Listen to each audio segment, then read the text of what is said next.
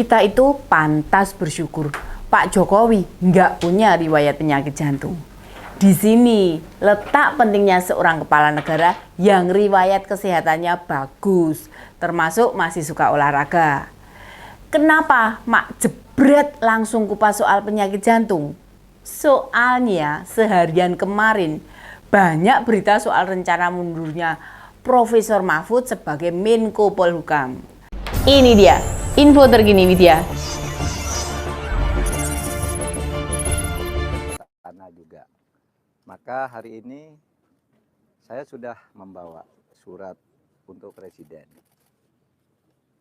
untuk disampaikan ke Presiden langsung tentang masa depan politik saya yang belakangan ini menjadi perbincangan publik.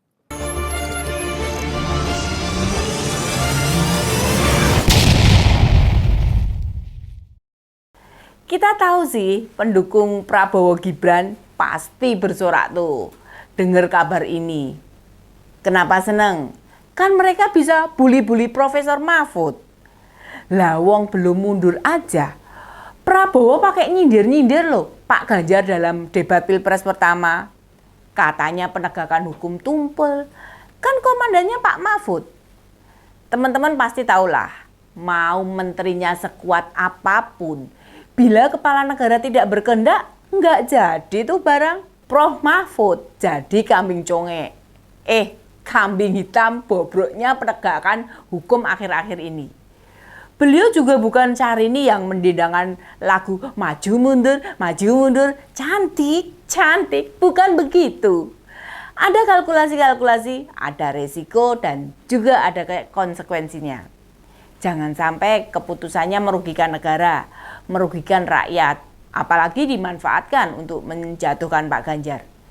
Simulasi-simulasi kecil dibutuhkan, dianalisis dengan tepat, sehingga keputusan yang diambil tidak merugikan. Media hanya dipenuhi kabar Pilpres, sementara kasusnya Johnny G. Plate, kasus Syahrul Yassin Limpo, kasus Firly Bahuri maupun kasus lainnya nggak kedengeran lagi, sepi. Disinilah kemudian jabatan Prof Mahfud dipolitisasi. Bila kepala negara mau, kasus hukum bisa tetap dituntaskan. Tapi ya gimana lagi? Lah Pak Jokowi kan sibuk kesana kemari, ngebantu citra anaknya supaya banyak yang milih. Tanpa bantuan bapaknya, memangnya bisa?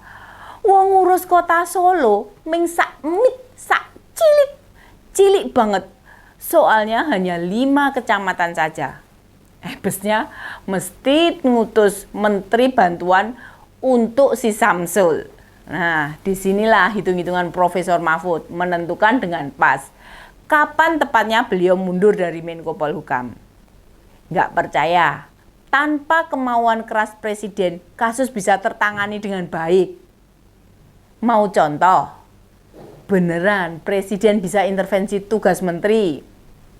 Misalnya nih, yang paling sederhana, Menlu ad interim. Sekarang siapa? Pak Budi Ari, Menko Info. Aneh nggak? Mengapa bukan Pak Mahfud?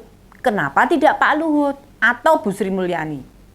Apa sih kapasitas Pak Budi Ari sampai pegang Menlu ad interim? Ini kan sudah jadi bukti, campur tangan Presiden bisa kemana-mana. Kalau soal itu dinilai tidak signifikan, tak kasih contoh lain. Soal proyek food estate, mengapa berada dalam pengawasan Menhan alias Menteri Pertahanan?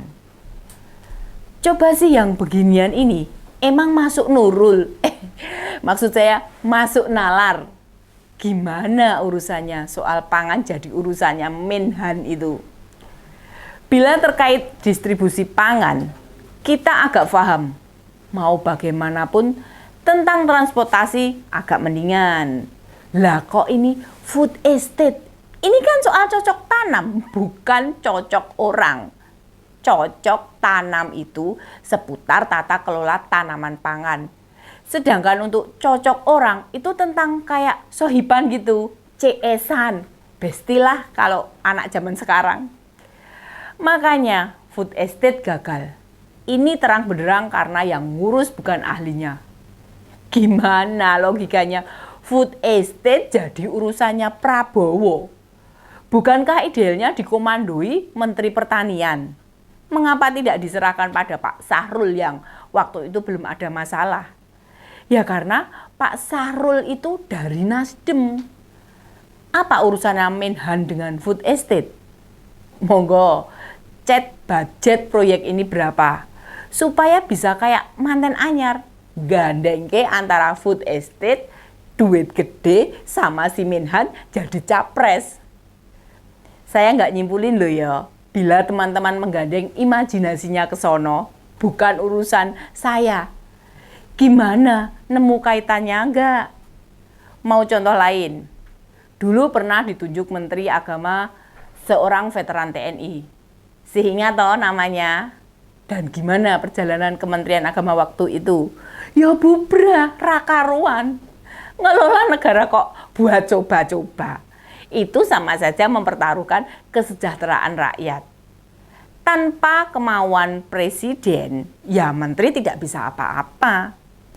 Jadi nih, yang dipikirin Profesor Mahfud bukan kepentingan dirinya sendiri. Beliau mesti memastikan apa yang bisa dijangkau dan diurusi. Selesai sesuai dengan aturan yang ada. Lalu apa kaitannya cerita-cerita tadi sama Profesor Mahfud? Ya karena beliau masih punya banyak tugas serta proses kasus-kasus hukum besar butuh sentuhan beliau. Wong di supervisi beliau saja hasilnya kadang masih awut-awutan loh. Dan ingat, Profesor Mahfud itu menegaskan rencana mundur dari kursi Menko Polhukam sudah lama. Hanya beliau masih mempertimbangkan tentang etika, makanya butuh masa transisi. Jawaban ini memastikan Profesor Mahfud memang diputuskan mundur, hanya waktunya nunggu menteri penggantinya siap. Sikap ini makin menunjukkan beliau itu memahami dengan baik dua hal penting. Apa itu? Tentang politik dan kerja pemerintahan. Profesor Mahfud tidak ingin apa-apa yang menjadi tanggung jawab dirinya nggak berjalan sebagus waktu beliau Menko Polhukam. Lah ada Profesor Mahfud saja, intervensi negara pada seluruh aparat sangat terasa. Berbagai kejadian dukung-mendukung Prabowo Gibran yang mestinya tidak dilakukan profesi-profesi tertentu makin membuktikan adanya perintah-perintah tertentu. Sementara Profesor Mahfud juga memastikan niatnya mundur itu bahkan waktu debat pertama mau berlangsung. Beliau tidak ingin dianggap hanya menangnya sendiri, tidak bersedia melanjutkan masa jabatan sebagai menteri atau alasan lain. Nah, kira-kira kapan Profesor Mahfud mundur dari Menko Polhukam? Prediksi yang bisa diperkirakan beliau bakal mundur tanggal 14 Februari. Mengapa harus menunggu tanggal itu? Apa sih istimewanya momentum itu? Yang jelas, tanggal 14 Februari nanti, saat sore tiba dan berbagai quick count Pilpres sudah dirilis, Profesor Mahfud segera meletakkan jabatannya. Itulah waktu yang paling pas, bukan sekedar menunjukkan Profesor Mahfud bersiap-siap hadapi putaran kedua. Juga menyiratkan kubu Pak Ganjar serta Prof. Mahfud diametral dengan Jokowi. Saat itulah waktu yang krusial untuk mengarahkan dukungan pada kandidat yang berpotensi menang. Hampir dipastikan pasangan Pak Ganjar Profesor Mahfud dan Prabowo Gibran berhadapan-hadapan. Mundurnya beliau juga ingin menegaskan akan total mempersiapkan pertarungan supaya Prof. Mahfud bisa konsentrasi dengan baik. Memang sih pada media, Prof. Mahfud mengaku akan mundur pada waktu yang tepat. Prof. Mahfud memastikan sudah ada kesepakatan antara dirinya dengan Pak Ganjar. Prof. Mahfud hanya memastikan tugas negara tetap dijaga, jangan sampai kacau. Makanya kita tinggal nunggu waktu saja kapan beliau mundur. Apa hanya Profesor Mahfud saja yang pengen undur diri? Tentu tidak. Kabarnya akan ada 15 menteri yang cabut dari kabinet. Bila kabar ini benar, akan mengulang tahun 1999, di mana waktu itu 15 menteri mundur dan kekuasaan 32 tahun Soeharto rubuh beserta antek-anteknya. Semoga saat itu terjadi, jantung Pak Jokowi tetap kuat ya.